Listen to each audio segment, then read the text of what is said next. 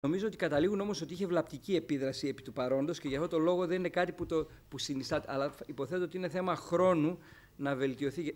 Sorry. I'm sorry. I continued in Greek. So I said, I think that in the article I read yesterday in the plane, that the final recommendation was that there were some adverse effects, and that's why, for the moment, they say, it is deleterious, although it cured the disease. But it's a matter of time, I guess. And so to answer the question personally, I would say that yes, as Klaus said, if a technique can save, I would go for it, provided that safety has been ensured 100%, because the problem with gene therapy in the gametes is that whatever you put there, it will be there for the next generations, and that's of course a concern. So safety is an issue, but otherwise, I mean, I know it's hot stuff. I agree.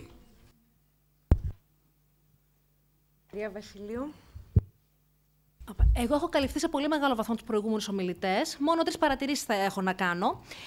Αυτό είπατε, κυρία Φοντεδάκη, για τα αδέλφια Σωτήρας, το πώς θα νιώσει το παιδί, το αδελφάκι μάλλον Σωτήρας, όταν μάθει ότι γεννήθηκε για αυτόν ακριβώς το σκοπό.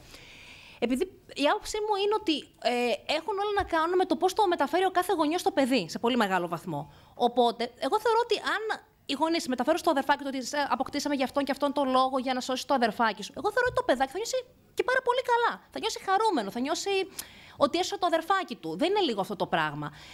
Τώρα, αν πέσουμε στην περίπτωση όπου αυτό το παιδάκι στεναχωριέται και νιώθει άσχημα, η αίσθησή μου είναι ότι όταν έχει σωθεί ένα άλλο παιδί από μια πάρα πολύ σοβαρή πάθηση, όπως λέει και η λαϊκή έκφραση, τώρα ας πιει ξύδι για να ξεθυμάνει. Ας το θέσω λίγο έτσι. Ακριβώς. Τώρα, η δεύτερη παρατήρηση. Αυτό που αναφέρατε πριν για τους 2 κοφούς, αν είπατε να κάνουν ένα παιδί φυσιολογικό σε εισαγωγικά και αν είναι το συμφέρον του παιδιού. Το συμφέρον του παιδιού είναι να είναι υγιές. Η κόφωση είναι μια βαριά αναπηρία. Οπότε θεωρώ ότι δεν υπάρχει καν δίλημμα εδώ πέρα. Το να είσαι υγιής είναι προς το συμφέρον του παιδιού. Το παιδί που θα γεννηθεί να είναι υγιές είναι προς το συμφέρον του. Και τι άλλο ήθελα να πω επίσης. Και το τελευταίο για τη λίστα πάλι που αναφέρατε. Όντως είναι της HFEA από την Αγγλική Αρχή την Υποβοηθούμενη Αναπαραγωγή. Έχει λειτουργήσει πάρα πολύ καλά. Και αυτό που ουσιαστικά θα κάνει αυτή η κατάρτιση της λίστας θα είναι η εξής. Θα διασφαλίσει, αν θέλετε, ότι αυτοάνωσα νοσήματα όπως η Χασιμότο, που δεν έχουν κάποιο. Απλά δυσκολεύει λίγο την καθημερινότητά σου. Δεν είναι κάτι σοβαρό. Δεν θα μπουν στη διαδικασία της προφυτευτικής για να αποφύγεις απλές παθήσεις, αλλά μόνο τις πραγματικά σοβαρές, ούτως ώστε να αποφύγουμε τους κινδύνους της αυγονικής που τόσο μας ανησυχούν. Αυτά. Να ευχαριστήσουμε θερμά τους 3 εισηγητές και για τις εισηγήσεις τους και για τις απαντήσεις που έδωσαν στα ερωτήματα που τους τέθηκαν. Θα σας υπενθυμίσω ότι το διάλειμμα θα είναι μόνο 15 λεπτό για να προλάβουμε να ολοκληρώσουμε έγκαιρα την σημερινή μας συνεδρία. Σας ευχαριστώ.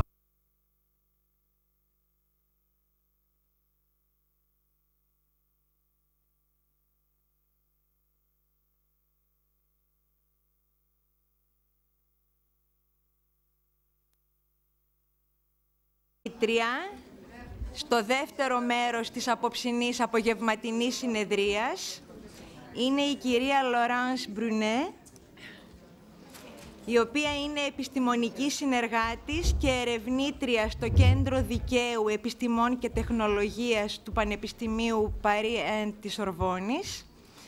Επίσης, υπηρετεί ως λέκτορας οικογενειακού δικαίου και θεμελιωδών δικαιωμάτων στο Ινστιτούτο Νομικών Σπουδών του Πανεπιστημίου Παρί 11. Το θέμα της εισήγησής της είναι ομόφυλες οικογένειες, το δίλημμα στο γαλλικό δίκαιο. Έχετε το λόγο.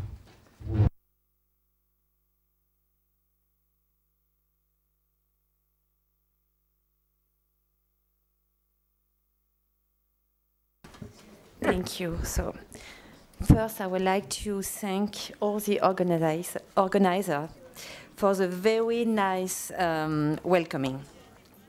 And so I'm going to talk about same-sex families, the dilemma in French law.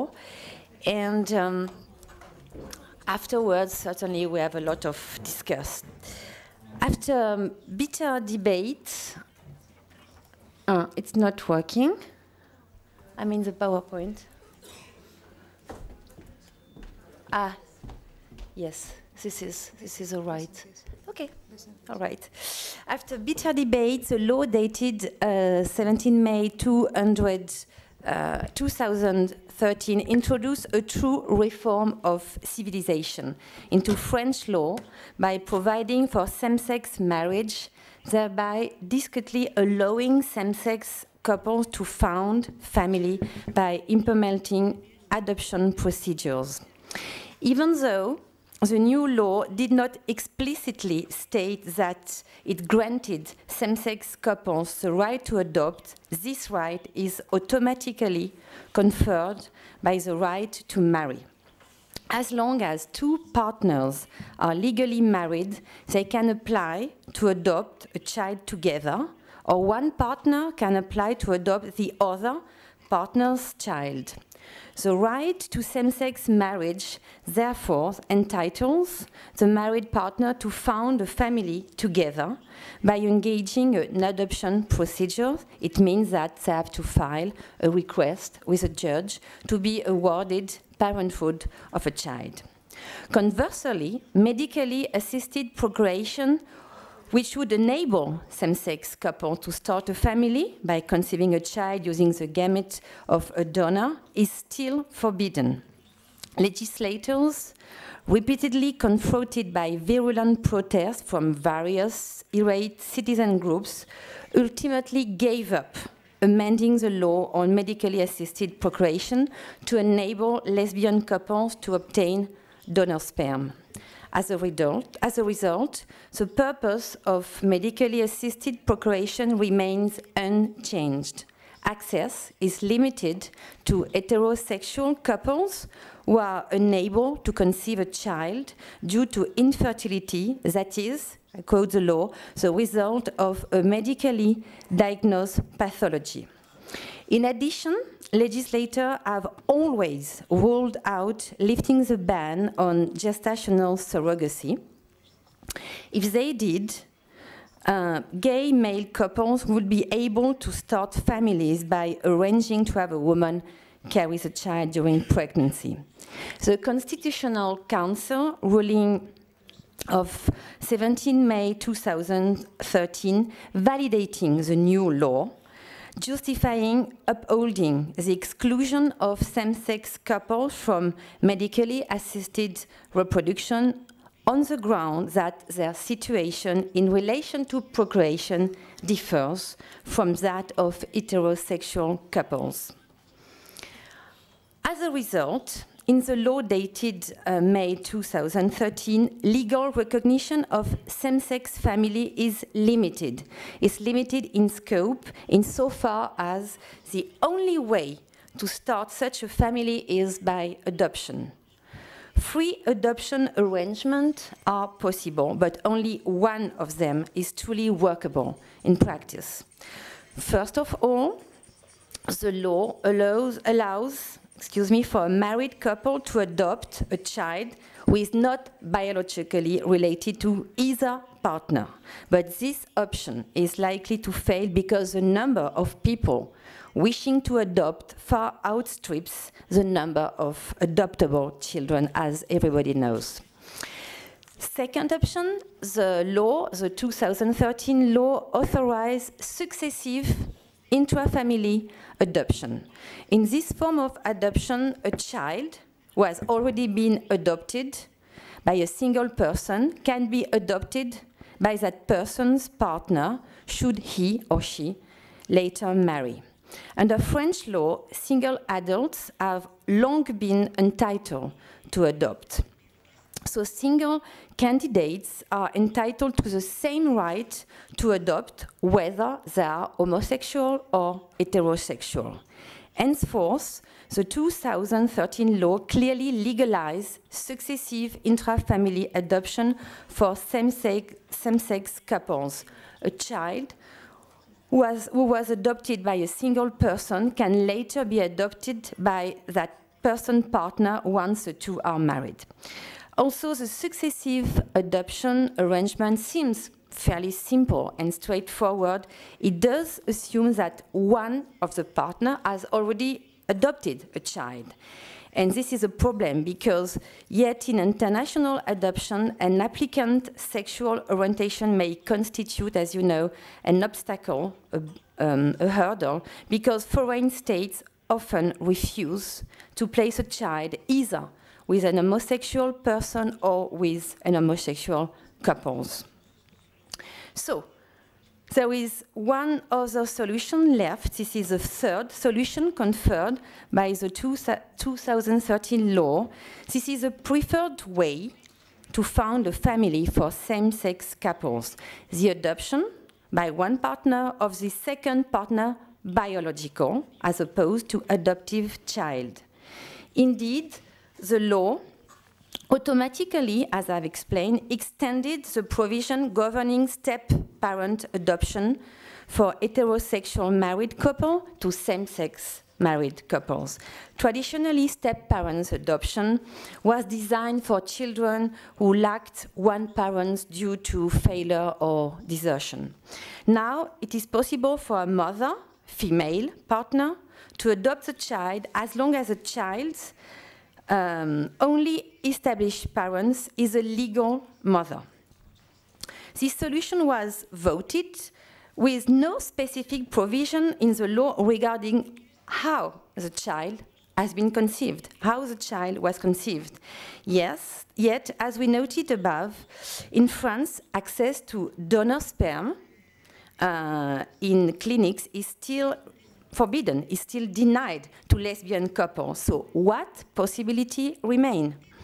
The child may have been conceived following sexual intercourse with a man or by a do-it-yourself insemination, at-home insemination, after obtaining a sperm donation from a man who does not wish to assume paternity. Or the lesbian couple may travel to a neighboring country like Belgium, where medically assisted reproduction is open to lesbian and carry out insemination with sperm purchased from an anonymous or a non-anonymous donor. In any case, no matter how the child is made, the new law appeared to offer lesbian couples a loophole whereby they could start a family together. In part one, we shall see whether the law kept its promise to permit lesbian couples to found family. And in second part, I will see what is the situation for gay male couples. Are they allowed to register the paternity of a child if they go abroad to escape the French ban on surrogacy? So first, the indirect recognition of a family formed by lesbian couples. At first, there was a resistance from certain judges that drove the Cour de Cassation to clarify the meaning of the law.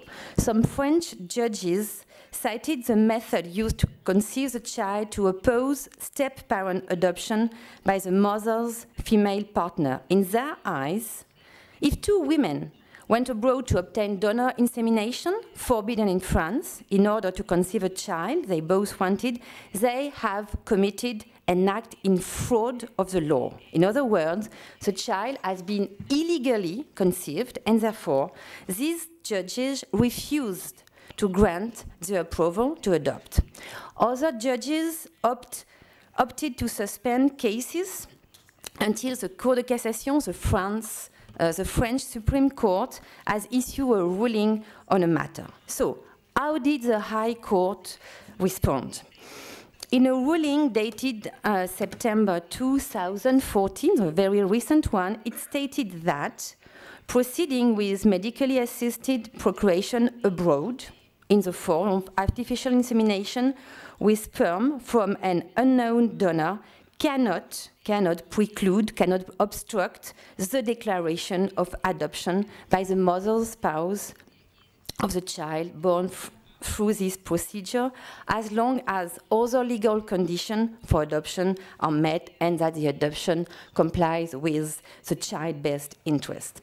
So, the Cour de Cassation explains that insofar as artificial insemination with sperm from an anonymous donor is practiced, in France, albeit under certain conditions, the fact that the woman carry out the procedure abroad does not violate any essential principle of French law.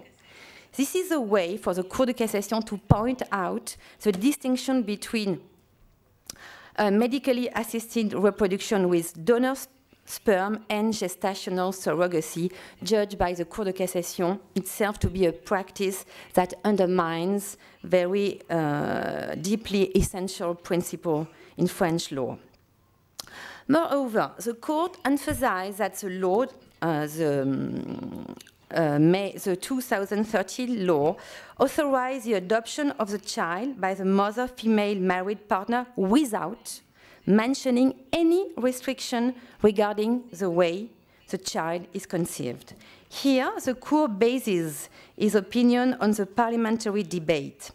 Amendments were introduced by opposition, Member of Parliament, aimed at forbidding the adoption of the partner child if the child has been conceived by medically assisted techniques that circumvented regulation set forth in French law. However, all these amendments were rejected during discussion held in public session. So, the intention of the French legislator was therefore very clear. The purpose in granting the mother female partner the right to adopt was to officialize same-sex family founded thanks to artificial insemination in foreign clinics by circumventing the French legal framework. The silence of the law implicitly validated certain medically assisted procreation practices beyond France's borders. So, French law is now trapped itself in an impasse in 2013 by authorizing step-parent adoption by the mother female married partner without amending the regulation on access to medically assisted reproduction. It did. As a result of the ruling of the Cour de Cassation, it is now clearly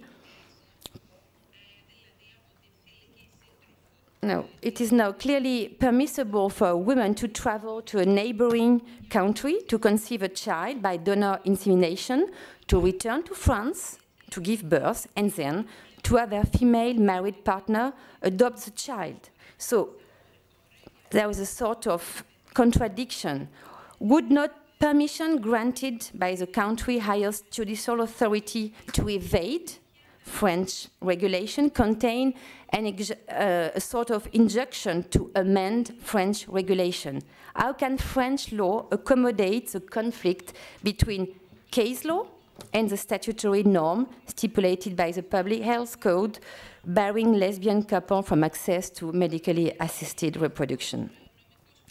In many European countries, like Belgium, Netherlands, Spain, United Kingdom, Sweden, medically assisted procreation is available to single women or lesbian couples. All of these countries have also managed to set up new rules, some of them very innovative, making it possible to create a child-parent bond with the mother, married, or the unmarried partner without engaging any sort of adoption procedure. This is a type of reform that French law must adopt.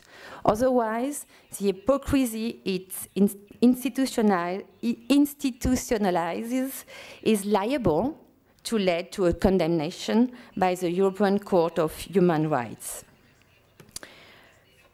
Another question then arises: if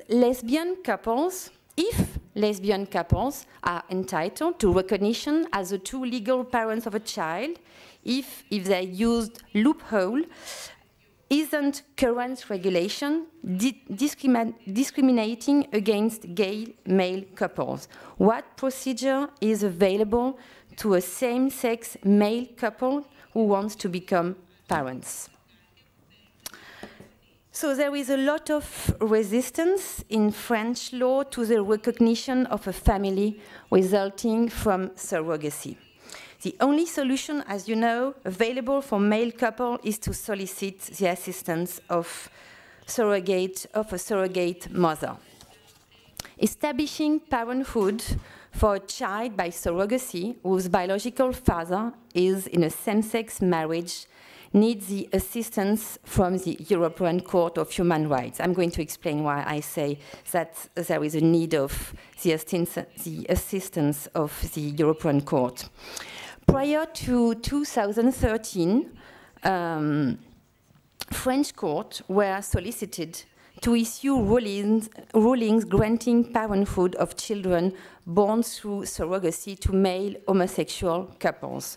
You have to know, it is important to note that French court of the French Court of Cassation has always firmly denied any form of recognition of the parenthood of heterosexual intending parents for children born through surrogacy.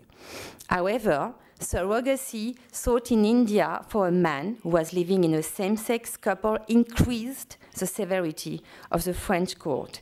In two rulings dated 2013 and March 2014, the Cour de Cassation has described as fraudulent the process by which the birth certificate of a child born abroad of a surrogacy agreement was drawn up.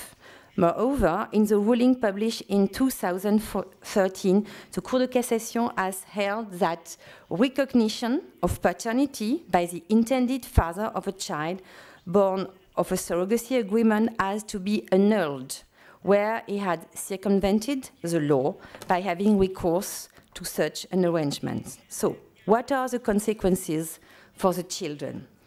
The intending parents were deprived of the right to transmit French citizenship to the children.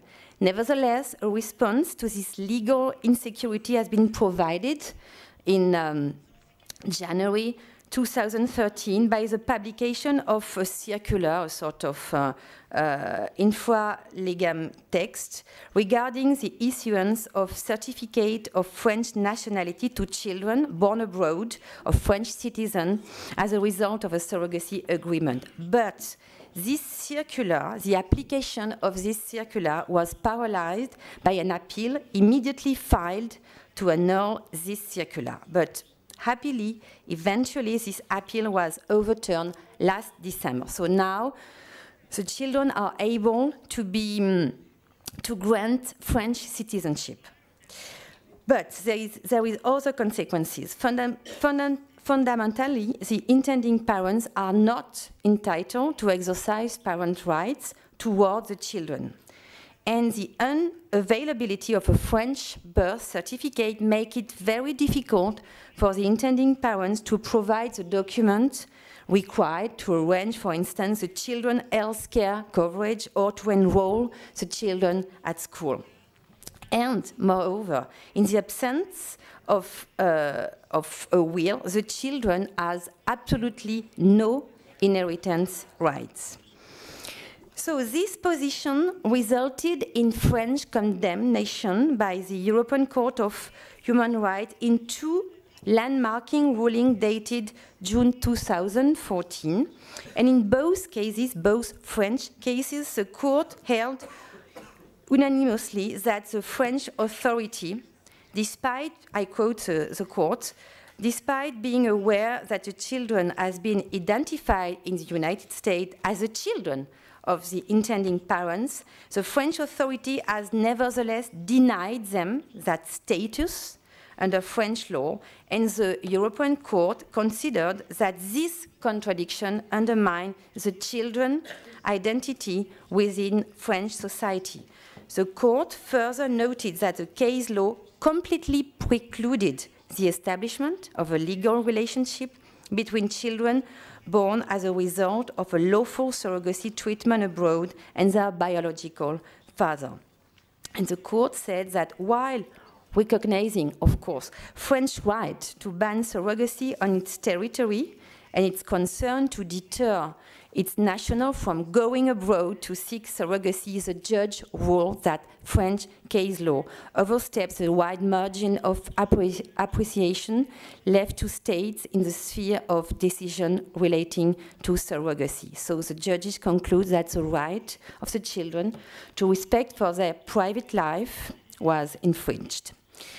So, normally there should be no further opposition to register the detail of the foreign birth certificate in France, as these certificates indicate biological fatherhood.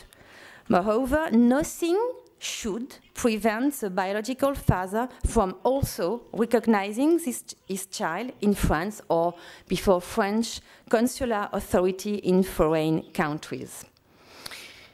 So next question, how can fatherhood be established to the partner or companion of the legal father? It depends upon whether the name of the same-sex male partner is recorded on the birth certificate delivered by the foreign country. It is still rare, even in the United States and Canada, but sometimes on the foreign birth certificate, the same-sex couple is directly designated as the two parents of a child born by surrogacy. If so, can this information be entered into the French Registry of Birth?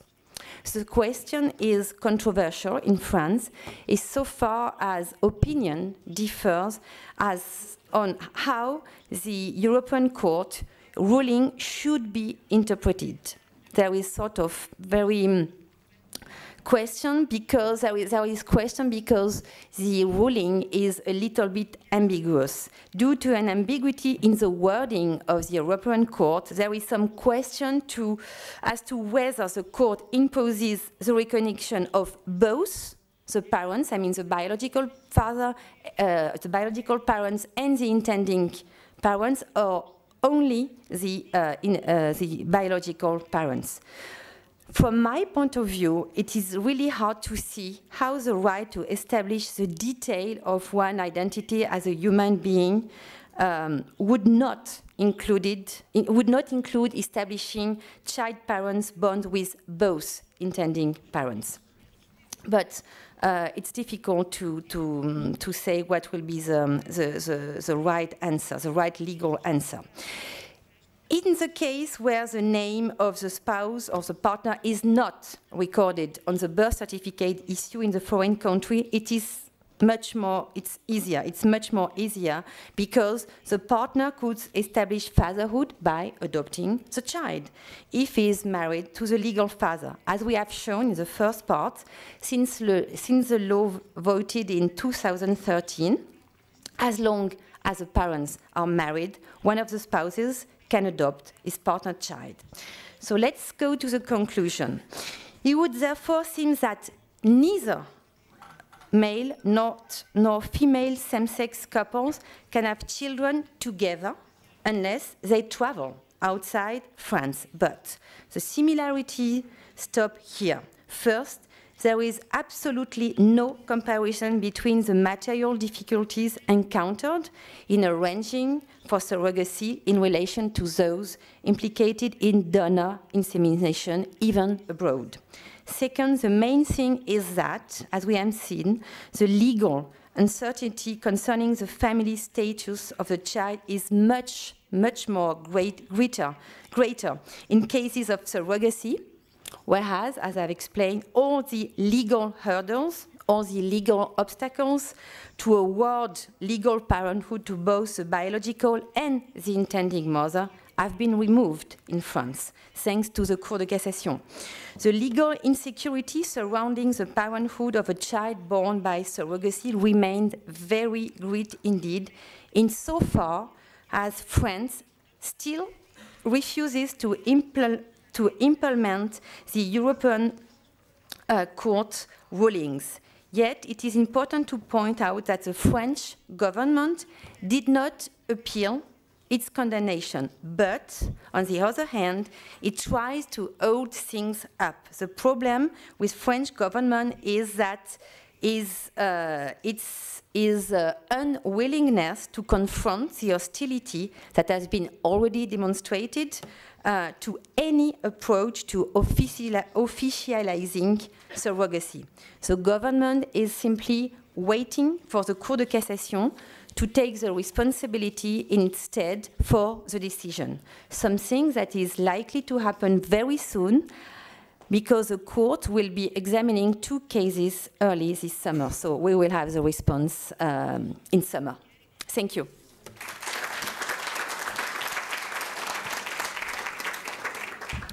Ευχαριστούμε πολύ την κυρία Μπρουνέ για την πολύ ενδιαφέρουσα εισήγησή της για τα ζητήματα που αντιμετωπίζουν οι ομόφυλες οικογένειες των 2 κατηγοριών που μας ανέπτυξε στο πλαίσιο του γαλλικού δικαίου. Και περνάμε γρήγορα στην δεύτερη εισηγήτρια, την κυρία Χριστίνα Σαχινίδου. Το θέμα της εισήγησής της είναι η ιατρικά υποβοηθούμενη αναπαραγωγή σε ομόφυλα ζευγάρια και μοναχικούς ανθρώπους. Μέχρι να φτιάξει το PowerPoint της, να προλάβω να σας πω ότι η κυρία Σαχινίδου είναι απόφοιτος του Τμήματος Ιατρικών Εργαστηρίων της Σχολής Επαγγελμάτων Υγείας και Πρόνοιας, καθώς και απόφοιτος της Νομικής Σχολής του Αριστοτελείου Πανεπιστημίου. Είναι κάτοχος μεταπτυχιακού διπλώματος του Διατμηματικού Μεταπτυχιακού Προγράμματος Ειδίκευσης Σύγχρονες Ιατρικές Πράξεις, Δικαιική Ρύθμιση και Βιοειθική Διάσταση και επιστημονική συνεργάτης της Νομικής Σχολής του Αριστοτελείου Πανεπιστημίου Θεσσαλονίκης. Με ενδιαφέρον θα ακούσουμε την εισήγησή σας, κυρία. Σας ευχαριστώ, κυρία Πρόεδρε. Καλησπέρα σας. Όπως είναι βέβαια αντιληπτό, το θέμα είναι ανεξάντλητο, αλλά για λόγους οικονομίας χρόνου θα περιοριστούμε επιγραμματικά στα βασικότερα επιχειρήματα. Όπως αναφέρθηκε και σε προηγούμενη εισήγηση, η ερευνητική μας ομάδα δέχτηκε ότι η ιατρική αναγκαιότητα δεν μπορεί να αποτελεί το μοναδικό όρο πρόσβασης στις μεθόδους ιατρικώς υποβοηθούμενης αναπαραγωγής, αλλά αποδέχεται τους λόγους ιατρικής αδυναμίας τεκνοποίησης με φυσικό τρόπο. Στην παρούσα εισήγηση, η οποία χωρίζεται σε 2 ενότητες, θα εξετάσουμε το ερώτημα εάν τα ομόφυλα ζευγάρια έχουν κατά τον νόμο δικαίωμα πρόσβασης στην ιατρικώς υποβοηθούμενη αναπαραγωγή ή από εδώ και πέρα, και το κατά πόσο το δικαίωμα της χρήσης των μεθόδων αυτών μπορεί να επεκταθεί σε μοναδικούς ανθρώπους. Σε μοναχικούς ανθρώπους. Συγχωρείτε. Στις υποέρευνα χώρες, αλλού υπάρχει, τις οποίες μελετήσαμε, αλλού υπάρχει ρητή νομοθετική πρόβλεψη και αλλού όχι. Στις χώρες που υπάρχει ρητή νομοθετική πρόβλεψη, η υποβοηθούμενη αναπαραγωγή δεν επιτρέπεται σε ομόφυλα ζευγάρια ή σε μοναχικά άτομα. Επιτρέπεται κατά κύριο λόγο σε ετερόφυλα. Εκεί όπου δεν υπάρχει νομοθετική πρόβλεψη, είτε επιτρέπεται, είτε απαγορεύεται με κατευθυντήριες οδηγίες όπως του Ιατρικού Συλλόγου. Τώρα, η κοινή γνώμη, αντίθετα, όπως έχει προκύψει από έρευνες που έχουν πραγματοποιηθεί, αλλά και από συνεντεύξεις με πρόσωπα αναφοράς, φαίνεται να αποδέχεται την άποψη ότι ένα ομόφυλο ζευγάρι μπορεί να αποκτήσει παιδιά με τη χρήση μεθόδων ΙΑ. Παίρνοντας λοιπόν ως σημείο αφετηρίας στην εν λόγω παραδοχή, το ερώτημα που θα μας απασχολήσει είναι αν υπάρχουν επαρκείς λόγοι ώστε να περιοριστεί η πρόσβαση ενός ομόφυλου ζευγαριού στην εφαρμογή των μεθόδων αυτών. Επί της αρχής, τα ομόφυλα ζευγάρια διαφοροποιούνται από τα ετερόφυλα λόγω σεξουαλικού προσανατολισμού και λόγω συνδυασμού του φύλου των 2 συντρόφων. Ο συνδυασμός των φύλων συνεπάγεται ουσιαστικά μία πραγματική αδυναμία που αφορά το υποκείμενο, δηλαδή τον άνθρωπο. Αναμφίβολα τα δικαιώματα του ανθρώπου, ως οικουμενικά και απαράγραπτα δικαιώματα κάθε ανθρώπου, ανεξαρτήτως φύλης, σεξουαλικού προσανατολισμού, κατοχυρώνονται σε διάφορα νομοθετικά και μη κείμενα, σε ευρωπαϊκό, εθνικό και διεθνές επίπεδο. Και ο σεξουαλικός προσανατολισμός δεν μπορεί να αποτελεί λόγο διάκρισης βάσει των κειμένων αυτών.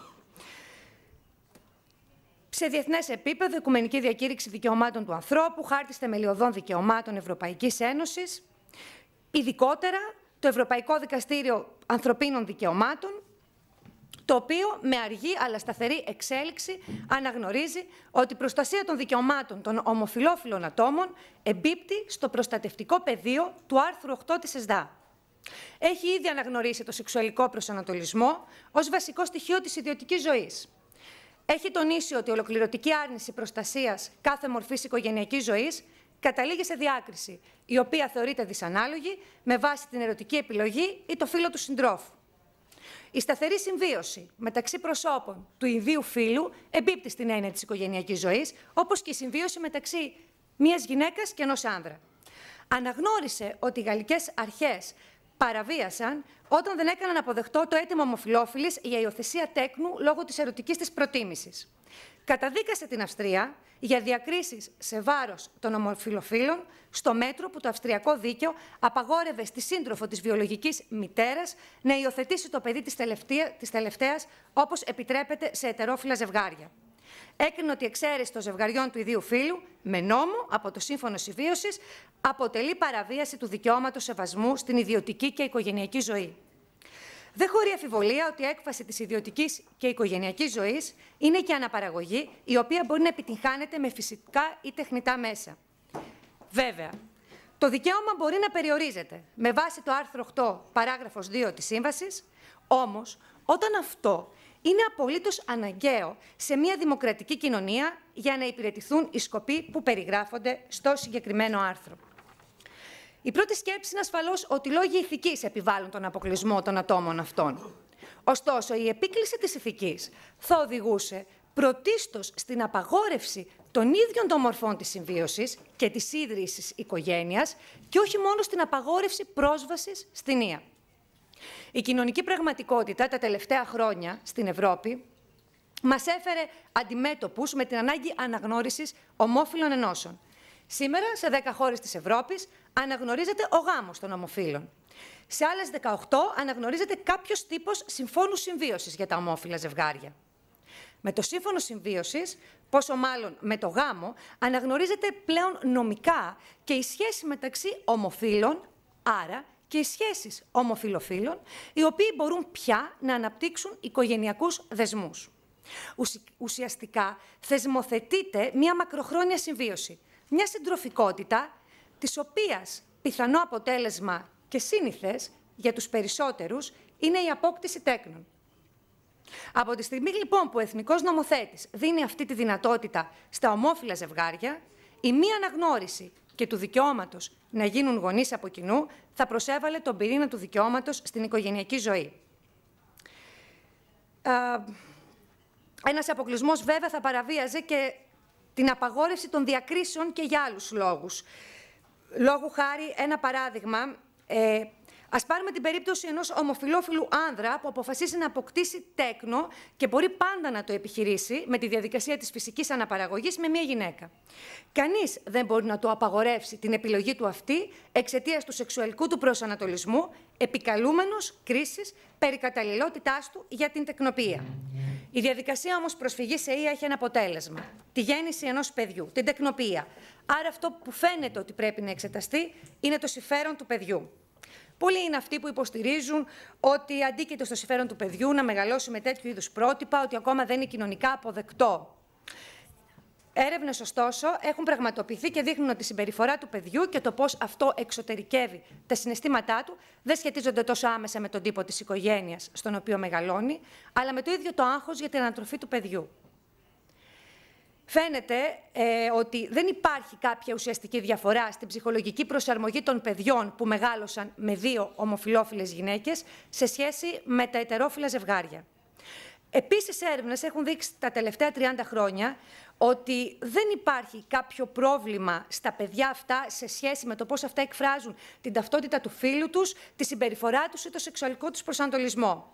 Ας μην ξεχνάμε βέβαια ότι από το 1974 η ομοφυλοφιλία έχει αποσυνθεθεί από το DSM ως ψυχική πάθηση. Αυτό σημαίνει ότι τα άτομα αυτά, ανεφετέρου, βρίσκονται στην ανάλογη ψυχολογική κατάσταση να αναθρέψουν τα παιδιά τους με τις ίδιες συνθήκες που μπορούν να τα ανατρέψουν και ετεροφυλόφιλοι. Από ό,τι φαίνεται, αν δημιουργείται κάποιο πρόβλημα, αυτό είναι για λόγους υποκειμενικούς και όχι αντικειμενικούς. Το παιδί μπορεί να αντιμετωπίσει την διαφορετικότητα. Ακόμη όμως και αν υποθέσουμε ότι οι εγγενείς κίνδυνοι για την καλή διαβίωση των παιδιών σε αυτές τις περιπτώσεις είναι έστω χαμηλή ή ότι έστω μόνο υποθετικά υπάρχει ένας κίνδυνος στιγματισμού, αποκλεισμού, εκφοβισμού, αυτό δεν θα έπρεπε να χρησιμοποιείται ως κατηγορηματικό επιχείρημα αποκλεισμού των ομοφυλόφιλων από την ία. Εξίσου σημαντικό είναι βέβαια και το γεγονός ότι παρά τις απαγορεύσεις που υπάρχουν σε ορισμένα κράτη, παρόλα τα αυτό ο νόμος παραβιάζεται, τα ζευγάρια αυτά μεταβαίνουν σε άλλες χώρες και είναι μια πραγματικότητα που ασκεί πίεση στους εθνικούς νομοθέτες. Ας περάσουμε στα μοναχικά άτομα. Ερώτημα τίθεται για το εκτός αν από τα ετερόφυλα και ομόφυλα ζευγάρια δικαίωμα πρόσβαση στις μεθόδους ιατρικά υποβοηθούμενης αναπαραγωγής έχουν και τα μόνα άτομα, άνδρες ή γυναίκες. Κατά κύριο λόγο, στις περισσότερες ευρωπαϊκές χώρες τις οποίες μελετήσαμε, δεν επιτρέπεται η πρόσβαση στα μόνα άτομα, είτε αυτά είναι άνδρες είτε γυναίκες. Επί της αρχής όμως τώρα, το ερώτημα που θα πρέπει να απαντηθεί είναι για ποιο λόγο τελικά θα έπρεπε να υπάρχει κάποιος περιορισμός όταν μόνα άτομα αιτούνται την πρόσβαση στην ία. Οι μονογονεϊκές οικογένειες είναι ένα σύνηθες φαινόμενο στις μέρες μας και πολλαπλασιάζονται καθημερινά με εντυπωσιακή ταχύτητα. Υπάρχουν σχήματα τα οποία τα ξέρουμε στην πράξη, είναι ένα παιδί με 2 γονείς, πεθαίνει ένας γονιός, υπάρχει το διαζύγιο, παιδί γεννιέται εκτός γάμου, είτε με φυσική αναπαραγωγή, είτε με τεχνητή αναπαραγωγή, με φυσική αναπαραγωγή. Υπάρχει και η περίπτωση της παρένθετης μητρότητας για τον μόνο άνδρα. Συνεπώς, το ερώτημα που εγείρεται και μας απασχολεί είναι γιατί να αποκλείσει κάποιος την de novo δημιουργία αυτών των οικογενειών. Το βασικότερο επιχείρημα υπέρ της απαγόρευσης σχετίζεται και πάλι με το συμφέρον του παιδιού, το οποίο πρέπει να μεγαλώνει σε ένα περιβάλλον με 2 γονείς. Σίγουρα είναι θετικό να μοιράζονται οι ευθύνες για την ανατροφή ενός παιδιού. Αυτό όμως δεν σημαίνει ότι είναι απαγορευτικό, αδύνατο ή προβληματικό να μεγαλώνει το παιδί με ένα γονιό. Η καθημερινότητα μας δείχνει ότι τα τελευταία χρόνια αυξάνονται όλο και περισσότερο οι οικογένειες που δημιουργούνται από ανήπανδρες μητέρες με επιλογή. Γεγονός κοινωνικά αποδεκτό. Μάλιστα, οι οικογένειες αυτές τη χάνουν και ιδιαίτερης προστασίας από τα κράτη. Ευρήματα μελετών έδειξαν ότι οι γυναίκες αυτές αναζητούν συμβουλές από τρίτους και πραγματοποιούν συγκεκριμένες αλλαγές στη ζωή τους πριν κάνουν πράξη την επιλογή αυτή. Ευρήματα μελετών δείχνουν ότι τα παιδιά που ζουν από την παιδική ηλικία με μια μόνη γυναίκα εξακολουθούν να λειτουργούν ικανοποιητικά καθώς εισέρχονται στην ενηλικίωση. Πολλές οι έρευνες πάνω σε αυτό το θέμα. Θα περάσω όμως στην περίπτωση των μόνων ανδρών για το χρόνο. Στην περίπτωση των μόνων ανδρών υπάρχουν κάποιες επιπλέον επιφυλάξεις που σχετίζονται αφενός με το γεγονός ότι ο άνδρας και η γυναίκα είναι διαφορετικοί από τη φύση τους και αφετέρου με την εμπορευματοποίηση του γυναικείου σώματος, καθώς απαραίτητη σε περίπτωση ία και όχι τεκνοθεσίας είναι η παρένθετη μητέρα. Θα πρέπει καταρχάς να σημειωθεί ότι τίθεται το ζήτημα της ισότητας των φύλων. Περαιτέρω, θα ήταν δύσκολη κάθε διάκριση, καθώς αυτή αφενός μεν θεωρείται ιδιαιτέρως δυσμενής και αφετέρου δεν υπάρχει καμιά εμπεριστατωμένη μελέτη που να τους απορρίπτει ως καλούς γονείς. Η μοναδική αρνητική διάκριση που θα μπορούσε να είναι αποδεκτή θα ήταν στην περίπτωση που αυτή θεμελιωνόταν όχι στο φύλο, αλλά στη γενική απαγόρευση δανεισμού μήτρας. Λίγα λόγια γενικότερα για τους όρους πρόσβασης στην υποβοηθούμενη αναπαραγωγή. Έχουν ήδη μιλήσει στις εισηγήσεις τους οι συνάδελφοι για τους λοιπούς όρους, για την αποφυγή μετάδοση σοβαρής ασθένειας στην ηλικία, την υγεία. 2 λόγια για την συνένεση των ενδιαφερομένων προσώπων, όπου η θέση της ομάδας είναι ότι ουσιαστικά υιοθετείται η ρύθμιση του ελληνικού δικαίου. Συνεπώς, αναλογικά, στην περίπτωση των ομόφυλων ζευγαριών που έχουν τελέσει γάμο ή έχουν υπογράψει σύμφωνο συμβίωσης, η συνένεση αρκεί να είναι απλώς έγγραφη. Ενώ στην περίπτωση των ατόμων που βρίσκονται σε ελεύθερη ένωση, η συνένεση να έχει τον τύπο του συμβολογραφικού εγγράφου. Για τα μόνα άτομα και συγκεκριμένα για τις μόνες γυναίκες, ορθότερο θα ήταν να ζητείτε η συνένεση με συμβολογραφικό έγγραφο, καθώς με τον τρόπο αυτό διασφαλίζεται ότι η γυναίκα είναι άγαμη και δεν επιδιώκει απλώς να παρακάμψει το σύζυγό της. Για τους μόνους άνδρες, απαραίτητη προϋπόθεση είναι η ύπαρξη παρένθετης μητρότητας.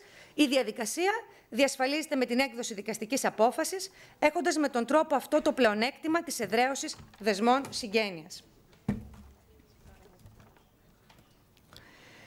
Η κοινωνική πραγματικότητα μας δείχνει ότι οι ανάγκες έχουν αλλάξει. Η κοινωνία έχει αλλάξει. Η επέκταση της ιατρικά υποβοηθούμενης αναπαραγωγής σε ομόφυλα ζευγάρια συμβάλλει στον αναπροσδιορισμό της ίδιας της ταυτότητάς της, καθώς η ιατρικά υποβοηθούμενη αναπαραγωγή γίνεται αντιληπτή σήμερα ως ένα γενικότερο κοινωνικό ζήτημα που θέτει σε διαρκή αμφισβήτηση τη δομή της συγγένειας, την καταγωγή και την ισότητα και όχι ως ζήτημα ρύθμισης των θεραπευτικών τεχνικών της βιοιατρικής τεχνολογίας. Τα ομοφυλόφιλα άτομα έχουν μια πραγματική υποκειμενική αδυναμία και εξορισμού ανάγκη της μεθόδους ία. Αποδεχόμαστε ότι ο σεξουαλικός προσανατολισμός δεν μπορεί να αποτελεί λόγο διάκρισης με βάση τα όσα ανωτέρω προελέχθησαν, από τα οποία συνάγεται ότι η αναγνώριση δικαιωμάτων και δι οικογενειακών δεν δημιουργεί κάποιο πρόβλημα σε σχέση με την παραδοσιακή οικογένεια. Το δικαίωμα απόκτησης απογόνων με τεχνητή αναπαραγωγή δεχόμαστε ότι επεκτείνεται και στην περίπτωση των μόνων ανδρών και γυναικών, αφού δεν φαίνεται να υπάρχει κάποια ικανή και αναγκαία συνθήκη για να το περιορίσουμε.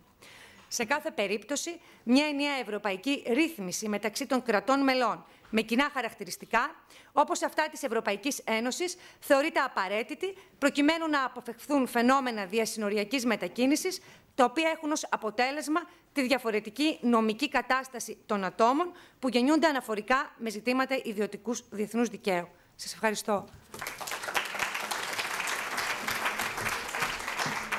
Ευχαριστούμε πολύ την κυρία Σαχινίδου και για την ταχύτητα, ότι σεβάστηκε το χρόνο της, και για τους πολύ ενδιαφέροντες προβληματισμούς που έθεσε για την συσχέτιση σε σχέση με την σεξουαλική προτίμηση του καθενός και την επίδραση που αυτή έχει στην δημιουργία οικογένειας. Και τώρα περνούμε στην τελευταία ομιλήτρια, εισηγήτρια της απογευματινής μας συνεδρίας, την κυρία Ροξάνη Φράγκου. Το θέμα της εισήγησής της είναι η νομοθετική ρύθμιση της παρένθετης μητρότητας, νέα μορφή δουλείας ή πράξη αλτρουισμού. Η κυρία Ροξάνη Φράγκου είναι απόφοιτος της νομικής σχολής του Δημοκριτίου Πανεπιστημίου Θράκης αυτή τη φορά και όχι του Αριστοτελείου, αλλά είναι κάτοχος μεταπτυχιακού και διδακτορικού τίτλου της νομικής σχολής του Πανεπιστημίου Σούμαν του Στρασβούργου. Επίσης, είναι επιστημονική συνεργάτης τόσο του Αριστοτελείου Πανεπιστημίου Θεσσαλονίκης, όσο και της Εθνικής Επιτροπής για τα Δικαιώματα του Ανθρώπου της ΕΣΔΑ. Εδά. Εθνική Επιτροπή για τα Δικαιώματα του Ανθρώπου. Ευχαριστώ πολύ. Για να ακούσουμε με ενδιαφέρον την εισήγησή σας. Ευχαριστώ πολύ, κυρία Πρόεδρε. Καλησπέρα σας. Θα ξεκινήσω αμέσως από το ερώτημα που θέτει η εισήγησή μου για να προλάβω ενδεχόμενες ενστάσεις που είναι και δικαιολογημένες. Πιο κοντά στο μικρόφωνο, κυρία Φράγκου. Ήθελα να αποφύγω να ενοχλώ, αλλά όχι. Θα ξεκινήσω από τον τίτλο για να προλάβω, όπως προείπα, ενδεχόμενες ενστάσεις, δεδομένου ότι σκοπός μας δεν είναι μια υπεραπλουστατευτική προσέγγιση, αλλά να αναδείξουμε την έντονη πολεμική που ανακύπτει σε πολλές χώρες της Ευρώπης σήμερα. Είναι δηλαδή προβοκατόρικος, αυτό το παραδεχόμαστε. Αποδίδει όμως τις πραγματικές τους διαστάσεις, τους όρους που τους οποίους γίνεται σήμερα η συζήτηση σε πολλές ένομες τάξεις της Ευρωπαϊκής Ένωσης. Χαρακτηριστικότερο παράδειγμα είναι αυτό της Γαλλίας και θα σταθώ λίγο περισσότερο σε κάποια παραδείγματα από την πρόσφατη επικαιρότητα. Έχουμε τη χαρά να έχουμε μαζί μας και την κυρία Μπρουνέ, ενδεχομένως να σχολιάσει. Μίλησε πριν η κυρία Μπρουνέ για τη στάση της γαλλικής κυβέρνησης στο ζήτημα της κυοφορίας για λογαριασμό τρίτου. Πέρυσι τον Οκτώβριο, ο Γάλλος Πρωθυπουργός, σε συνέντευξή του στην εφημερίδα La Croix, δήλωνε ότι η μέθοδος της παρένθετης μητρότητας ως απαράδεκτη πρακτική εμπορευματοποίηση του ανθρωπίνου και δι του γυναικείου σώματος είναι πρακτική απαράδεκτη και ως τέτοια θα παραμείνει απογορευμένη στη Γαλλία. Ενώ βέβαια παρενθετικά στο παρελθόν είχαν δηλώσει ότι θα αναγνώριζαν την παρένθετη μητρότητα. Σε ερώτηση δε σχετικά με το πόσο σκοπεύει να αντιμετωπίσει τον αναπαραγωγικό τουρισμό που αποκτά αυξητικές τάσεις, η απάντησή του ήταν αφοπλιστική. Η λύση, είπε, βρίσκεται στην ανάληψη διεθνούς πρωτοβουλίας σε διπλωματικό επίπεδο με στόχο την απαγόρευση πρόσβασης στη μέθοδο υποβοηθούμενης αναπαραγωγής για τους υπηκόους κρατών μελών, στα οποία αυτή απαγορεύεται. Προς την ίδια μάλιστα κατεύθυνση κινείται και η πολύ πρόσφατη πρόταση νόμου που κατατέθηκε στη Γαλλική Εθνική Συνέλευση πριν από 2-3 εβδομάδες, 8 Απριλίου, από τη Βαλερή Μπογιέ και άλλους 42 βουλευτές, οι οποίοι κάνοντας λόγο για ένα είδος προξενετισμ προκρεατίv το λένε, ένα είδος, ας πούμε, προαγωγού αναπαραγωγικών υπηρεσιών. Εκτός λοιπόν ότι αυτή η πρόταση νόμου προτείνει μια έντονη αυστηροποίηση του ποινικού προστατευτικού πλαισίου, καλεί τη γαλλική πλευρά να αναλάβει πρωτοβουλία για την υιοθέτηση μιας διεθνούς σύμβασης για την απαγόρευση της παρένθετης μητρότητας. Κλείνω εδώ την παρένθεση, γιατί τα παραδείγματα είναι πολλά. Και επανέρχομαι λοιπόν στο θέμα το οποίο έθιξα αρχικά, διότι η πρότασή μας επιδιώκει να αποφύγει αυτό ακριβώς, δηλαδή την υπεραπλούστευση. Θέλουμε να αναδείξουμε την πολυπλοκότητα των ζητημάτων που άπτονται της παρένθετης μητρότητας και φιλοδοξούμε να καταλήξουμε σε μια ευρέως αποδεκτή λύση. Γιατί είναι αναγκαία μια κοινή λύση. Γιατί, όπως γνωρίζουμε, κάθε ένομη τάξη, όπως προέκυψε και από τις εισηγήσεις που ακούσαμε με πολύ ενδιαφέρον σήμερα, κάθε ένομη τάξη ρυθμίζει τα ζητήματα που άπτονται της υποβοηθούμενης αναπαραγωγής και δι φυσικά της παρένθετης μητρότητας με το δικό τους τρόπο, είτε επιτρέποντας είτε απαγορεύοντας την πρόσβαση στις επιμέρους μεθόδους ιατρικά υποβοηθούμενης αναπαραγωγής. Αυτό έχει ως αποτέλεσμα φυσικά οι πολίτες των κρατών μελών της Ευρωπαϊκής Ένωσης προκειμένου να κινούνται εκτός των συνόρων τους για να αναζητήσουν αλλού αυτό που τους απαγορεύει ο νομοθέτης τους. Τα ποσοτικά και ποιοτικά δεδομένα που προκύπτουν από τις έρευνες μιλούν από μόνα τους. 10 με 15.000 υπογόνιμοι ασθενείς διασχίζουν τα σύνορά τους κάθε χρόνο στην Ευρώπη προκειμένου να παρακάμψουν ένα απαγορευτικό ή πιο περιοριστικό νομοθετικό πλαίσιο πρόσβασης στην ιατρικά υποβοηθούμενη αναπαραγωγή. Παρά τις επεκτατικές τάσεις του αναπαραγωγικού τουρισμού, η διασυνοριακή εφαρμογή παρόλα αυτά της παρένθετης μητρότητας παραμένει αρρύθμιστη. Στούμενό μας λοιπόν είναι να προτείνουμε λύσεις προς την κατεύθυνση της εναρμόνισης των νομοθεσιών, τουλάχιστον σε περιφερειακό ευρωπαϊκό επίπεδο. Μια εναρμόνιση που δεν θα μπορούσε να φανταστεί κανείς ότι θα γύρει προς την πλευρά των απαγορευτικών νομοθεσιών. Αφενός γιατί είναι δύσκολο να πιστέψει κάποιος ότι θα μπορούσαν να έρθουν σε πλήρη συνεννόηση τα κράτη ως προς την πλήρη απαγόρευση. Αφετέρου, γιατί ακόμη και αν κάτι τέτοιο συνέβαινε, έχει ήδη αποδειχθεί ότι η απαγόρευση σε εθνικό επίπεδο, για παράδειγμα, οδηγεί αναπόφευκτα στη διασυνοριακή παρένθετη μητρότητα. Η απαγόρευση σε ευρωπαϊκό ή διεθνές οδηγεί στην άνθηση της μαύρης αγοράς. Και στα δύο λοιπόν σενάρια θεωρούμε ότι τα εμπλεκόμενα μέρη παραμένουν εκτεθειμένα στον κίνδυνο εκμετάλλευσης. Ως μόνη αξιόπιστη, συνεπώς, λύση και πραγματιστική διαφαίνεται η ενιαία ρύθμισή της, με την πρόβλεψη βεβαίως ενός αυστηρά οριοθετημένου νομοθετικού πλαισίου. Εντός του πλαισίου βέβαια αυτού, όπως έχει τονιστεί ιδιαίτερα σήμερα, σε υψίστη σημασίας προτεραιότητα ανάγεται το συμφέρον του παιδιού, όπως κατοχυρώνεται σε πολυάριθμα διεθνούς και ευρωπαϊκού δικαίου δεσμευτικά ή μη νομοθετικά κείμενα των δικαιωμάτων του ανθρώπου, όχι μόνο γιατί αποτελεί ήδη γνώμονο για τη λήψη πολύ σημαντικών αποφάσεων, αλλά κυρίως γιατί θεωρούμε ότι αποτελεί το συνδετικό κρίκο, ο οποίος θα ενώσει τους Ευρωπαίους νομοθέτες γύρω από την κοινή ιδέα της κοινής ευρωπαϊκής νομοθεσίας. Και αυτό διότι ανεξαρτήτως της ένομης τάξης στην οποία γεννιούνται τα παιδιά που προκύπτουν από την εφαρμογή της μεθόδου της παρένθετης μητρότητας. Με συγχωρείτε, ανεξαρτήτως της έλλειψης λοιπόν αυτής, ανεξαρτήτως της έλλειψης ομοφωνίας που παρατηρείται σε ζητήματα που άπτονται της υποβοηθούμενης αναπαραγωγής, είναι κοινός τόπος ότι δεν πρέπει σε καμία περίπτωση να τίθεται να αμφιβόλο ούτε η προσωπική τους κατάσταση, αλλά ούτε και η ίδρυση των συγγενικών δεσμών με τους γονείς τους. Πριν δούμε όμως τους βασικούς άξονες της δικής μας πρότασης, ενδιαφέρον παρουσιάζει μια σύντομη επισκόπηση του πλαισίου στις χώρες αναφοράς, τις οποίες εμείς ερευνήσαμε και όπως έχετε καταλάβει το πρωί, συμπεριλαμβανομένης και της Ελλάδας, είναι 7. Στις 7 αυτές λοιπόν ευρωπαϊκές χώρες δεν υπάρχει ομοιογένεια. Αντιθέτως, ειδικά προς το θέμα της παρένθετης, θα μπορούσαμε να διακρίνουμε 3 διαφορετικές κατηγορίες. Σε μια πρώτη κατηγορία εντάσσονται η Ιρλανδία και η Σουηδία, στις οποίες η έλλειψη σχετικής ρύθμισης συνεπάγεται τη μη εφαρμογή της μεθόδου, τουλάχιστον σίγουρα όχι εντός του αυστηρά θεσμοθετημένου πλαισίου και πάντως όχι στις δημόσιες κλινικές.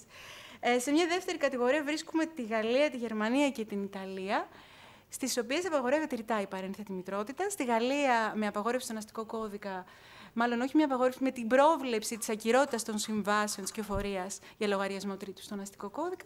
Στη Γερμανία και στην Ιταλία, με ρητή νομοθετική απαγόρευση σε ειδικότερα νομοθετικά κείμενα. Στην τρίτη κατηγορία, τέλος, συναντάμε το Ηνωμένο Βασίλειο και την Ελλάδα, όπου και η παρένθετη μητρότητα επιτρέπεται φυσικά και ρυθμίζεται σε ειδικότερες νομοθετικά κείμενα, όπως είναι η Human Fertilization Embryology Act του 2008, το πιο πρόσφατο αναθεωρημένο κείμενο, και φυσικά στην Ελλάδα με τους νόμους 3089 του 2002, 3305 του 2005 και 4272 του 2014. Ας περάσουμε όμως στην πρόταση του προγράμματός μας περί μιας ενιαίας ρύθμισης της υποκατάστατης μητρότητας σε ευρωπαϊκό επίπεδο, την οποία για λόγους οικονομίας χρόνου στην παρούσα εισήγηση θα εξετάσουμε, αναπτύσσεται μάλλον σε 3 χρόνους. Θα αναφερθούμε πρώτα στην αποδοχή επί της αρχής της παρένθετης μητρότητας, για να παρουσιάσουμε στη συνέχεια τις νομικές προϋποθέσεις πρόσβασης στη μέθοδο και σε έναν τρίτο χρόνο να κλείσουμε με κάποια ειδικότερα σημεία που αφορούν στην προβλεπόμενη διαδικασία. Ξεκινώντας λοιπόν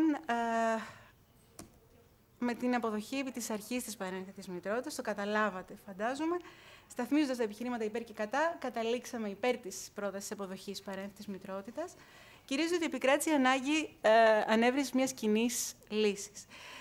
Ένα πρώτο βασικό επιχείρημα είναι ότι η ρύθμιση υποκατάστατης της μητρότητας, της παρένθετης μητρότητας, ορθότερα, αναμένεται ότι θα συμβάλλει στον έλεγχο τη μείωση του αναπαραγωγικού τουρισμού. Είναι ενδεικτικό ότι στις χώρες όπου η παρένθετη μητρότητα απαγορεύεται, οι πολίτες παρακάμπτουν την νομοθετική απαγόρευση. Ακούσαμε ασφαλώς την κυρία Μπουνέ. Οι πολίτες παρακάμπτουν λοιπόν νομοθετική απαγόρευση με διάφορα τεχνάσματα. Ο νομοθέτης οφείλει να μην κλείνει τα μάτια σε μια διαμορφωμένη πραγματικότητα, αλλά να αντιμετωπίζει με τη ρύθμισή του, ουσιαστικά με τη ρυθμιστική του παρέμβαση, την καταστρατήγηση του νόμου. Ο έλεγχος του αναπαραγωγικού τουρισμού σε ένα δεύτερο χρόνο αναμένεται ότι θα συμβάλλει αφενός στη μείωση των ανισοτήτων μεταξύ των υποβοηθούμενων προσώπων, καθώς, όπως αναφέρθηκε και το πρωί από τον κύριο Ταρλατζή, δεν έχουν όλη τη δυνατότητα να κινούνται εκτός συνόρων για να αναζητήσουν αυτό στο οποίο δεν έχουν πρόσβαση στη χώρα τους, αλλά παρά μία μικρή μειοψηφία. Και σε ένα δεύτερο χρόνο μένεται ότι θα συμβάλλει στη δημιουργία προϋποθέσεων ασφάλειας για τα υποβοηθούμενα πρόσωπα, τα οποία έτσι δεν θα αναγκάζονται να εγκαταλείψουν τη χώρα τους, στο σύστημα υγείας της οποίας έχουν εμπιστοσύνη.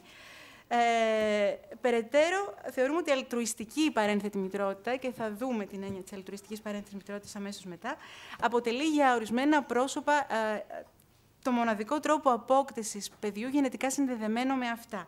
Και ως τέτοιο, λοιπόν, πιστεύουμε ότι συνιστά ηθικά επιτρεπτή μέθοδο ιατρικά υποβοηθούμενης αναπαραγωγής. Δεν τίθεται θέμα, κατά τη γνώμη μας, εμπορευματοποίησης ή εργαλειοποίησης του γυναικείου σώματος από τη στιγμή που δεν παρέχεται οικονομικό αντάλλαγμα ή δεν υπάρχει άλλου είδους εκμετάλλευση της γυναίκας. Συμφωνούμε με όσους υποστηρίζουν ότι δεν είναι η μέθοδος παρένθετης μητρότητας περσέ που δημιουργεί τις συνθήκες εκμετάλλευσης, αλλά πολύ συχνά οι ίδιες οι συνθήκες διαβίωσης των γυναικών σε κοινωνίες όπου ζουν αυτές και κάνουν τις επιλογές τους. Η απαγόρευση αντίστοιχα, πιστεύουμε, της παρένθετης μητρότητας συνιστά, όπως ακούστηκε και λίγο πριν, ανεπίτρεπτη διάκριση σε βάρος αφενός των υπογόνιμων γυναικών, των οποίων η ιατρική αδυναμία συνίσταται στην αδυναμία κυοφορίας, και αφετέρου των ανδρών, είτε των μοναχικών, είτε των ανδρών ομόφυλων ζευγαριών, οι οποίοι δεν έχουν άλλο τρόπο να τεκνοποιήσουν. Τέλος, στο επιχείρημα του κινδύνου δημιουργίας δυσεπίλητων νομικών προβλημάτων, τα οποία επαυξάνονται σε περίπτωση που είτε η παρένθετη μητέρα αλλάξει γνώμη και δεν θέλει να παραδώσει το παιδί, είτε οι κοινωνικοί γονείς υπαναχωρήσουν, θεωρούμε ότι την απάντηση τη δίνει η ίδια η ρύθμιση της παρένθετης μητρότητας, η οποία προβλέπει την παροχή δικαστικής εξάντε, προγενέστερης δικαστικής άδειας για την ολοκλήρωση της διαδικασίας της μεταφοράς. Η θέση μας αυτή είναι πολύ σημαντικό ότι ενισχύεται από τα πρόσωπα αναφοράς τα οποία και είδαμε, τα οποία και μας συνέδραμα στην έρευνά μας και όπως ανέφερε η κυρία Καστανίδου, είναι ένα σημαντικό δείγμα. Ομόφωνα ή σχεδόν ομόφωνα, τα πρόσωπα λοιπόν αναφοράς συμφωνούν και τάσσονται υπέρ της εφαρμογής της παρένθετης μητρότητας. Εξαίρεση αποτελούν η Γαλλία και η Ιταλία, όπου οι απόψεις ήταν μοιρασμένες. Σημαντικό δεν είναι να πούμε ότι στην Γαλλία διατυπώνεται θετική άποψη. Η κοινή γνώμη είναι σε ένα 53% υπέρ της νομοθετικής αναγνώρισης παρένθετης μητρότητας. Περνάω το δεύτερο σκέλος της παρουσίασης μας, στις νομικές προϋποθέσεις πρόσβασης στην παρένθετη μητρότητα. Και πριν δούμε τις ειδικότερες προϋποθέσεις, θα σας απαντήσουμε σε δύο βασικά ερωτήματα πολύ σύντομα. Πλήρης ή μερική υποκατάσταση, εμπορική ή αλτρουιστική.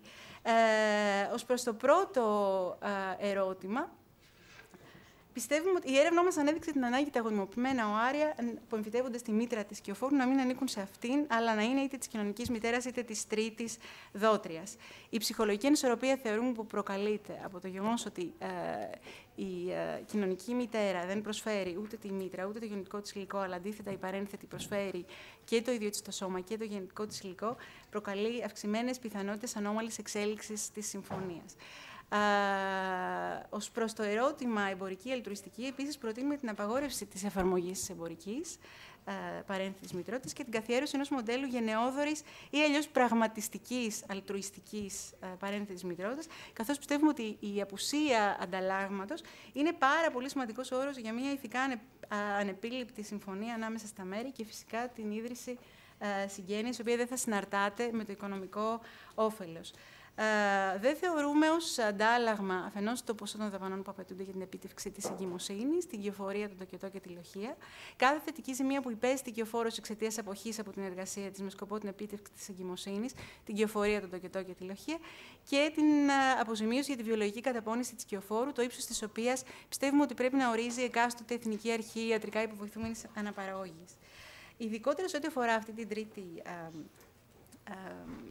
προϋπόθεση, έχουν βεβαίως εκφραστεί έντονες επιφυλάξεις που συνδέονται με το κίνδυνο παραγματοποίησης. Πιστεύουμε παρόλα αυτά ότι η ελεγχόμενη ρύθμιση της παρένθετης μητρότητας μπορεί να διασφαλίσει την εξασφάλιση της διαφάνειας στα οικονομικά της παρένθετης, της μεθόδου της παρένθετης, και να αποτρέψει τη δημιουργία εμπορίου γύρω από την παρένθετη μητρότητα.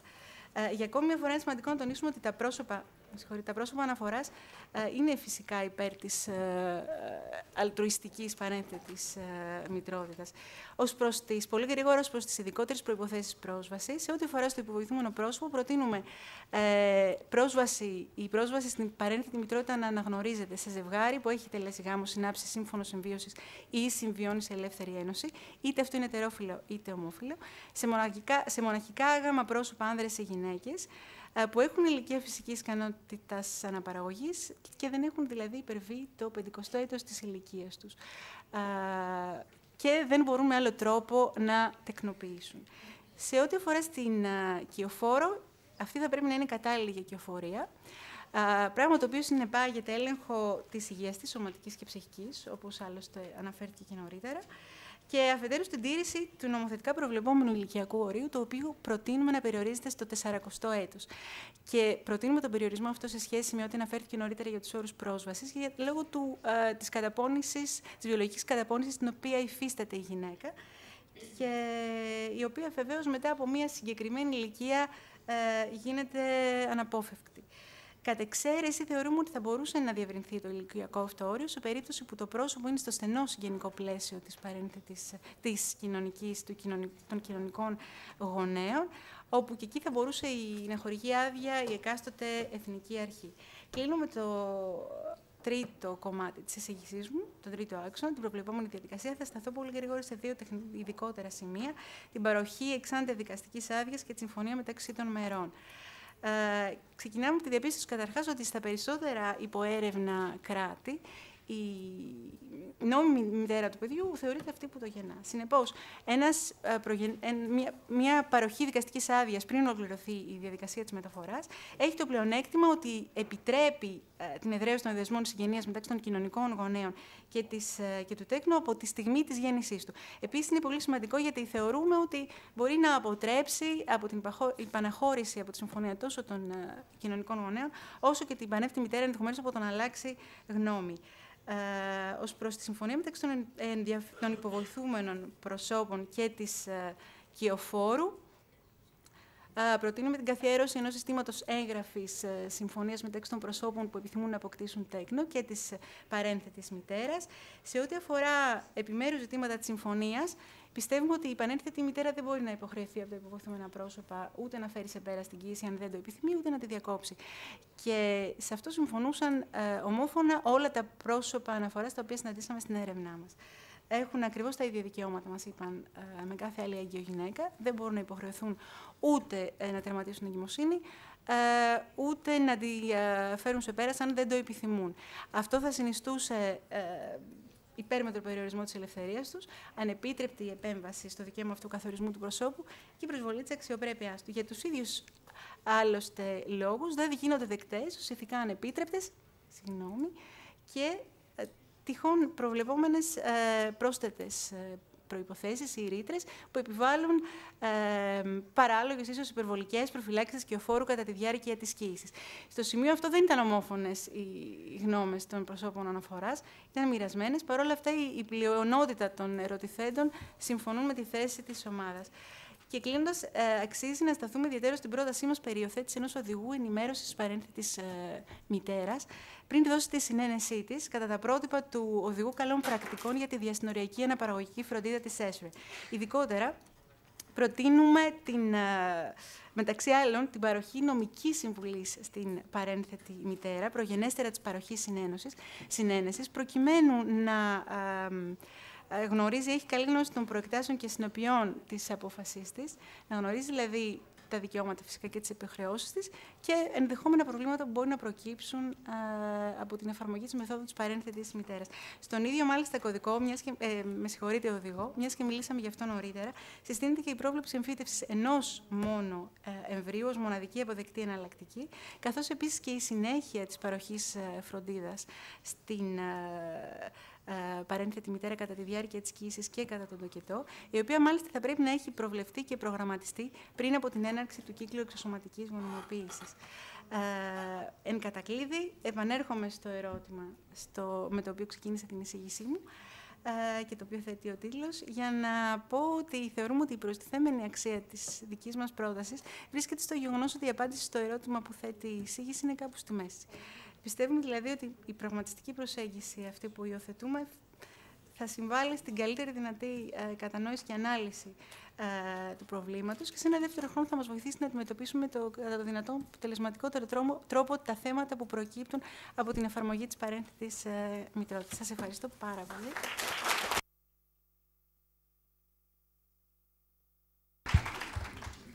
Ευχαριστούμε θερμά την κυρία Φράγκου για την εισήγησή της.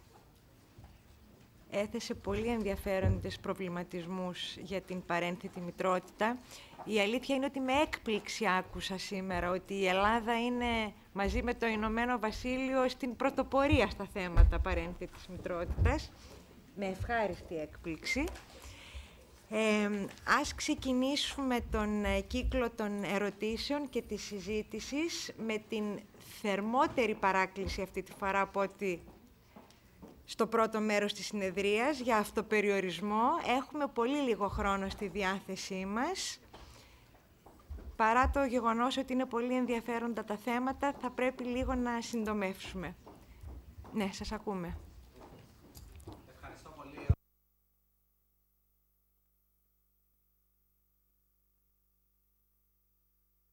Το αντικείμενο του συνεδρίου σας λαμβάνει η χώρα μόνο τους τελευταίους μήνες μέσα από την πρακτική δικηγορία, δηλαδή δεν είναι το βασικό γνωστικό μου αντικείμενο και γι' αυτό να μου επιτραπεί στις ερωτήσεις που θα κάνω, γιατί με ενδιαφέρουν πάρα πολύ.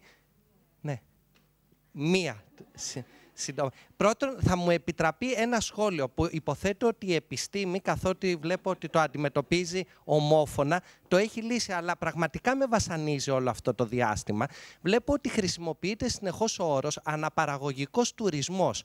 Και αυτός ο τουρισμός παραπέμπει είτε στον σεξουαλικό τουρισμό, είτε στον ποδηλατικό τουρισμό, τέλος πάντων σε συνδυασμούς τουρισμού με κάποιες επιθυμίες ή διασκέδαση. Όταν ομόφωνα αντιλαμβανόμαστε την επιθυμία απόκτησης παιδιού ως θεμελιώδες δικαίωμα και αναγκάζεται ένα ζευγάρι ενδεχομένως να μεταβεί σε μια άλλη χώρα για ένα διάστημα προκειμένου να το αποκτήσει, εμένα θα μου ακουγόταν πιο οικείο ένας όρος, όπως παραδείγματος χάρη αναπαραγωγική προσωρινή μετανάστευση ή κάτι τέτοιο που να δείχνει ακριβώς αυτή την αναγκαιότητα. Το προσπερνάω. Έρχομαι λοιπόν σε αυτό που με απασχολεί και απευθύνομαι καθήλυν στην κυρία Φράγκου, γιατί μου έδωσε πάρα πολλές απαντήσεις, αλλά και οποιοσδήποτε θα μπορούσε να πάρει θέση. Καθότι έχουν απευθυνθεί σε μένα πολλές οικογένειες από κράτος μέλος, στην Ισπανία συγκεκριμένα, που δεν επιτρέπεται η παρένθετη μητρότητα, επιθυμώντας να αποκτήσουν παιδί στη χώρα μας, τα ερωτήματα που τίθενται πέραν των γνωστών νομοθετικών προβλέψεων στην πράξη είναι ποια είναι τα όρια τελικά, όπως ρωτήσατε κυρία Φράγκου, μεταξύ εμπορευματοποίησης και αλτρουισμού, που αυτοί οι άνθρωποι, δεδομένης της απουσίας αυτών που εύστοχα προτείνατε στο τέλος, δηλαδή συγκεκριμένης μορφής συμφωνίας μεταξύ των δύο μερών ή προβλεπόμενης από αρμόδιους φορείς αποζημίωσης για τη βιολογική καταπώνηση. Όσο δεν υπάρχουν αυτά και θέλει ο Ισπανός μέσος άνθρωπος που δεν θέλει να εκμεταλλευτεί κανέναν ή να διαθέσει τα πολύ περισσότερα χρήματά του προς απόκτηση παιδιού, αλλά έχει αυτή την ανάγκη και μόνο η Ελλάδα του το προσφέρει και η Μεγάλη Βρετανία, όπως είπατε, το να δημιουργήσουν αυτοί οι άνθρωποι, οι οποίοι δουλεύουν μέχρι στιγμής σε μηντιακό και πολιτικό επίπεδο πίεσης προς την κατεύθυνση και του συνεδρίου σας, δηλαδή της ενιαίας ευρωπαϊκής ρύθμισης πάνω σε αυτά τα ζητήματα. Αυτός είναι ο τελικός του στόχος. Αλλά μέχρι τότε θέλουν να αποκτήσουν και το παιδί. Στην περίπτωση που δημιουργήσουν μια πλατφόρμα όπου θα έχουν συγκεκριμένα στοιχεία για το τι μορφή έχουν αυτές οι συμφωνίες, πόσο περίπου θα κοστίσει σε ένα μέσο ζευγάρι αυτή η διαδικασία κτλ. Πόσο αυτό και για τη διερεύνηση των προσωπικών μου ηθικών ορίων ενασχολουμένου με αυτή την κατάσταση θεωρείται εμπορευματοποίηση ή ηθικά από εσάς τους πιο επαΐοντες αποδεκτή. Ευχαριστώ πολύ για το χρόνο. Άλλη ερώτηση.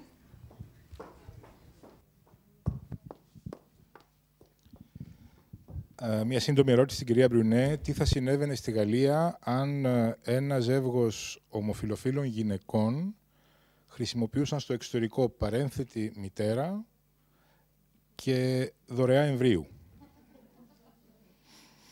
Και μία ερώτηση στην κυρία Φράγκου. Πώς φαντάζεται η ομάδα σας ότι θα μπορούσε να ελέγξει την απουσία ανταλλάγματος σε μια συναλλαγή παρένθετης?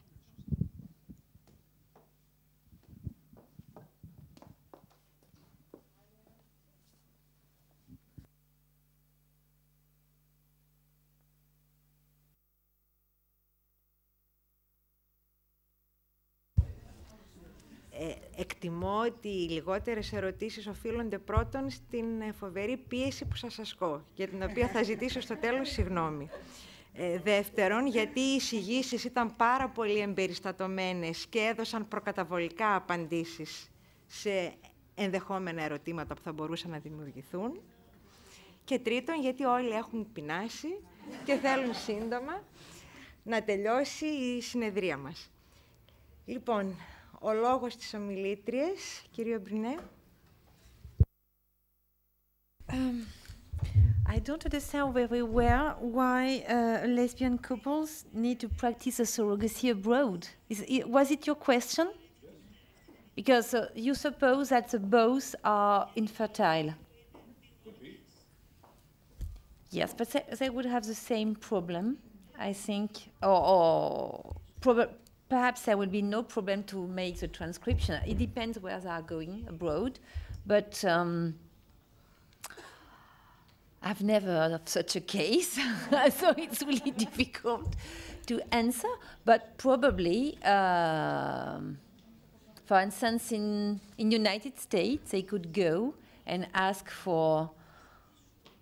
One of them could give a egg, probably, and use another woman to be the surrogate, and on the birth certificate, on the foreign birth certificate, will be entered both the name of the two lesbian parents, and so the solution will be, as I've told you, we don't know exactly what French government, French authority are going to decide. We have been condemned, so normally we have to granted the parenthood. We have to recognize this parenthood. But as Roxani has remind us, the prime minister in France is really against this kind of practice. So probably. Really, I don't know what's going to happen in France, but there is a lot of pressure coming from the European Court to legalize, to regularize this kind of very the legal uncertainty surrounding the situation. But really, there is the opposition coming from the right side of the political arena are so strong that probably the French government prefer to not to implement the European ruling than to provoke contestation or protest coming from the French society. It's really difficult for the French government to make a decision because there is a lot of protest coming from conservative movements. So, sorry, I can answer to you something very clear. What? So about what?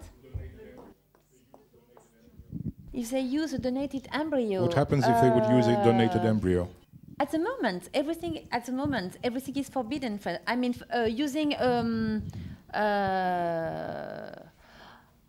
probably it will be easier because if we follow the reasoning of the Cour de Cassation, it said that no matter the way the child is conceived, as soon as one is pregnant, then she will deliver in France, and we don't know how the embryo, how the fetus has been conceived. So there will be no problem in this option. With this option, it will be easier.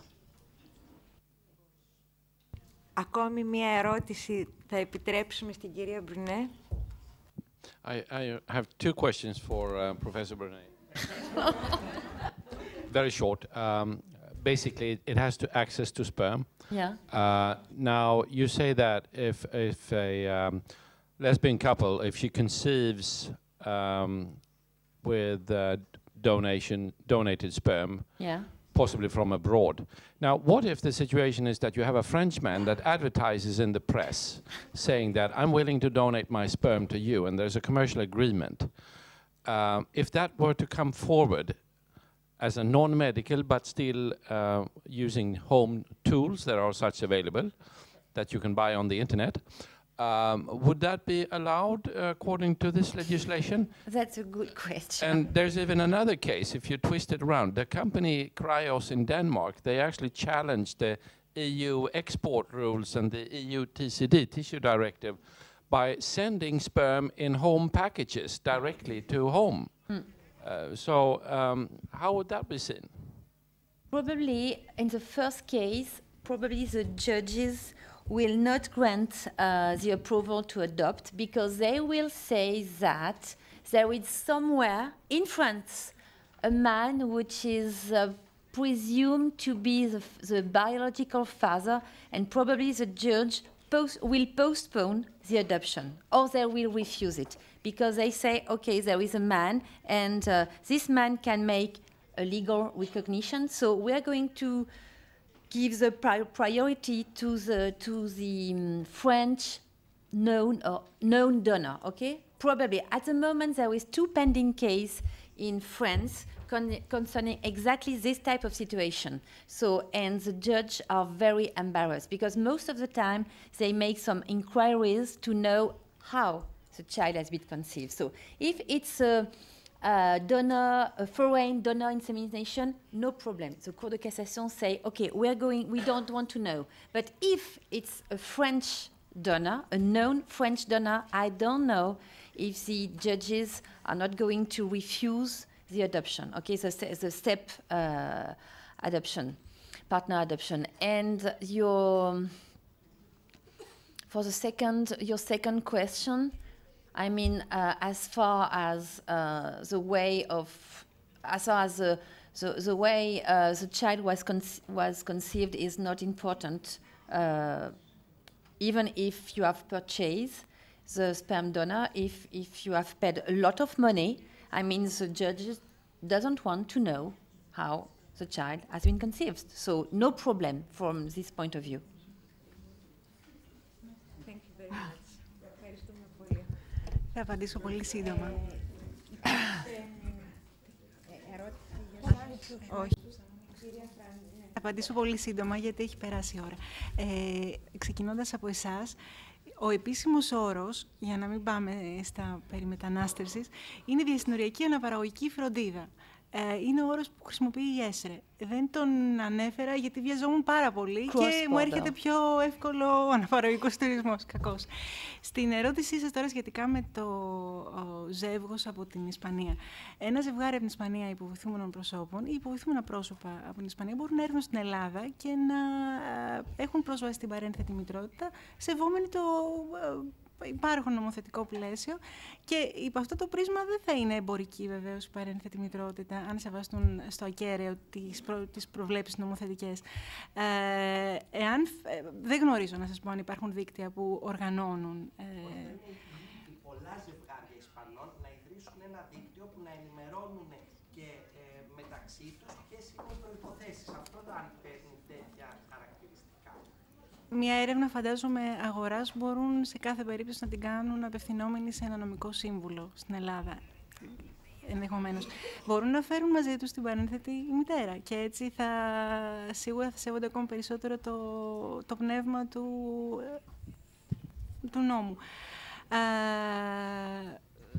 Τώρα, από εκεί και πέρα, αν έχουν προβλήματα επιστρέφοντας στη χώρα τους, αυτό είναι κάτι που θα πρέπει να ενημερωθούν ενδεχομένως. Είναι κάποιοι γιατροί μας έχουν πει, και οι γιατροί με τους οποίους συζητούμε, που ενημερώνουν και για τα προβλήματα αυτά τους ασθενείς τους. Ερχόμενοι στον κύριο Κασλαρή και την ερώτηση που μου έκανε, τον ευχαριστώ πάρα πολύ, γιατί είναι από αυτά που έκοψα για να βιαστώ να τελειώσω νωρίς. Θεωρούμε ότι αυτό είναι στο χέρι του δικαστή, να ελέγξει στην πραγματικότητα ειδικότερα την τήρηση της προϋπόθεσης της απουσίας οικονομικού ανταλλάγματος. Θα μπορούσε ακόμα και στο υπάρχον σύστημα αυτή τη στιγμή να το κάνει στην Ελλάδα, χωρίς να αλλάξουμε τίποτα. Αρκεί στην πραγματικότητα να ερευνήσει λίγο περισσότερο τις προϋποθέσεις εφαρμογής παρένθετης μητρότητας, ώστε να αποκλείσει το ενδεχόμενο οικονομικού ανταλλάγματος. Και τι εννοώ με αυτό? Εάν, για παράδειγμα, η παρένθετη μητέρα δεν είναι στο στενό οικογενειακό ή φιλικό της πρόσωπο, τότε σίγουρα αυτό είναι ένας λόγος που εγείρει κάποια δυσπιστία, την οποία και καλούνται μετά τα υποβοηθούμενα πρόσωπα να διαλύσουν με κάθε τρόπο που τους δίνεται, δημιουργώντας την πλήρη πεποίθηση ότι δεν υπάρχει, ας πούμε, εμπορικό υπόβαθρο. Δεν σας καλύπτω. Βεβαίως, όταν θα υπάρχει και όταν ξέρουμε ότι ρυθμίζεται ρητά, γι' αυτό μιλάμε και για την ελεγχόμενη ρύθμιση της παρένθετης, όταν γνωρίζουμε ότι ρυθμίζεται έστω και αυτή η αποζημίωση την οποία αναφέραμε για την βιολογική καταπώνηση, γιατί να υπάρξουν κάτω από το τραπέζι άλλα οικονομικά ανταλλάγματα?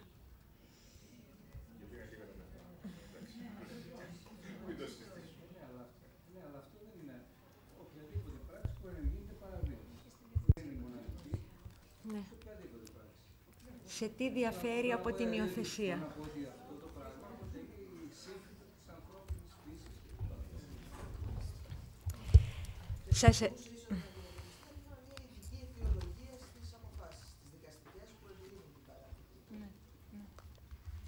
Χωρίς απαραίτητος ο δικαστής να μπαίνει σε έλεγχο καταλληλότητας των κοινωνικών γονέων. Δεν μπαίνουμε σε αυτή τη λογική καθόλου.